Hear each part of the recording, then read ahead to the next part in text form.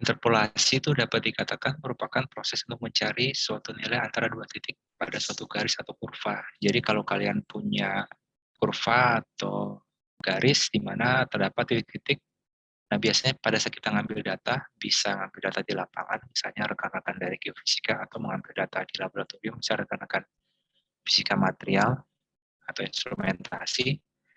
Nah itu kita tidak memungkinkan mengambil data kontinu. Pasti kita dapat mengambil datanya di bisa kita sampling untuk geofisika itu setiap 100 meter. Untuk pengukuran sensor temperatur menggunakan sensor bisa kita ambil setiap 1 detik. Nah, bagaimana bila kita ingin tahu temperatur pada keadaan setengah detik atau seperempat detik? Atau tadi untuk di lapangan kita ingin dapat profil harga nilai gravitinya misalnya pada setiap di tengah-tengah misalnya di antara 100 meter itu 150 meter. Nah, untuk itu ada namanya interpolasi. Jadi kita misalkan bagaimana hubungan antara dua titik data yang kita peroleh, sehingga kita bisa menghitung titik di antaranya yang tidak kita ukur secara langsung. Ya. Nah, jadi yang kedua juga yang menyatakan secara umum dapat menjadi suatu pendekatan bagi suatu fungsi yang melewati semua titik yang diberikan. Jadi kita bisa mengasumsikan hasil pengukuran kita, titik-titiknya bisa ada 100, seakan-akan ada suatu fungsi yang melewati 100 titik itu. Gitu. Nah, kalau kita sudah punya fungsinya, berarti semua titik di selain titik pengamatan atau titik data kita bisa peroleh. Itu interpolasi. Nah, ada juga aplikasi dalam bidang perpajakan. Nah, ini agak spesifik waktu saya cari, merupakan metode statistik yang digunakan menggunakan nilai terkait untuk memperkirakan suatu harga atau hasil sekuritas yang tidak diketahui. Jadi ini sudah spesifik ke aplikasinya ya.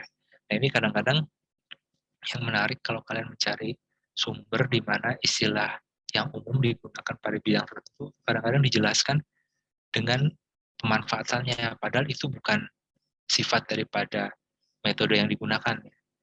Jadi kalau kalian lihat untuk memperkirakan suatu harga atau sekuritas, nah itu kan pemanfaatannya untuk memprediksi, bukan matematiknya sebenarnya. Jadi agak menarik ini. Jadi kalau kita membaca sesuatu yang bukan bidangnya kita tuh kadang-kadang ada kolega yang menerangkannya plus pemanfaatannya, bukan dari sifat daripada metode itu tersebut sendiri ya. Nah sekarang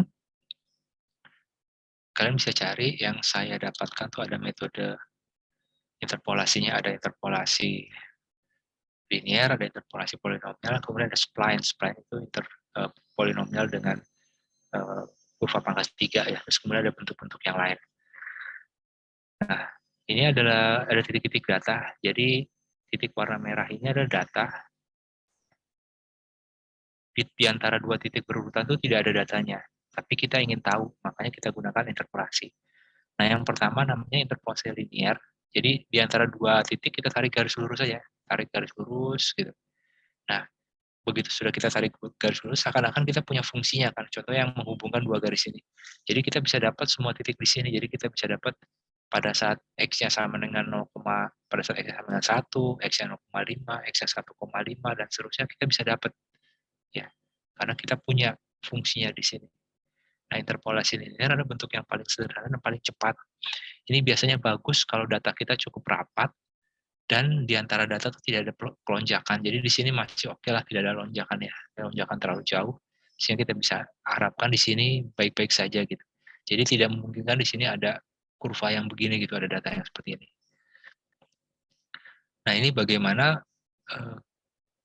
mengapa bisa kemungkinan di sini ada data. Jadi contohnya simple saja, ada suatu alat atau suatu sumber bunyi misalnya membangkitkan nada dengan keras dan lemah secara random misalnya. Jadi ada yang pelan, ada yang kencang, ada yang pelan dan kencang.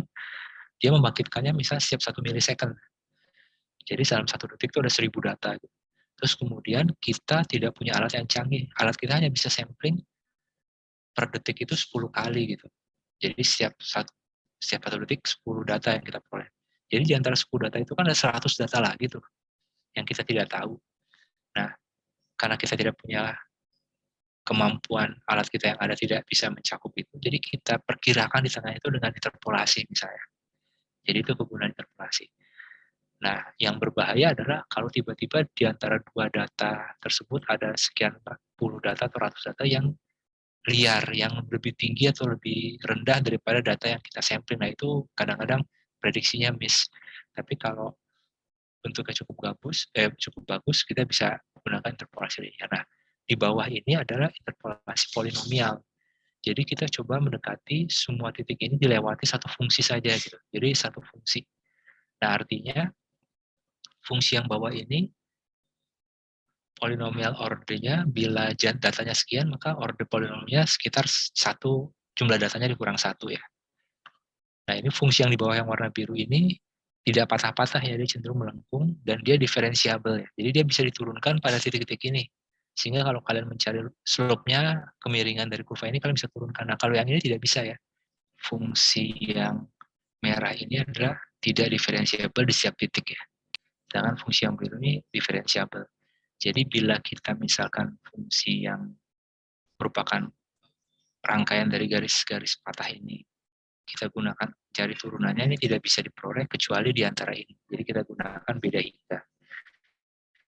Nah, untuk yang biru ini diferensiabel, jadi artinya bila titik-titik ini merupakan posisi partikel, kita bisa dapatkan kecepatannya, kita turunkan lagi, kita bisa turunkan, kita dapatkan kecepatan, kemudian kita turunkan dua kali, bisa kita dapatkan percepatan.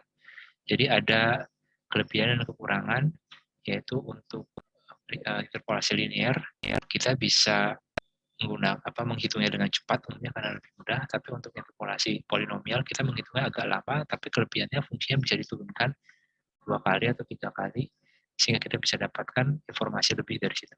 Tapi tidak ada jaminan bahwa bila interpolasinya polinomial akan kita peroleh hasil yang lebih bagus ya, karena sebenarnya kita tidak tahu di antara ini datanya apa, jadi kita hanya melihat kecenderungan berdasarkan tetangga-tetangganya gitu. Baik, untuk secara umum interpolasi kita coba materinya sampai di sini.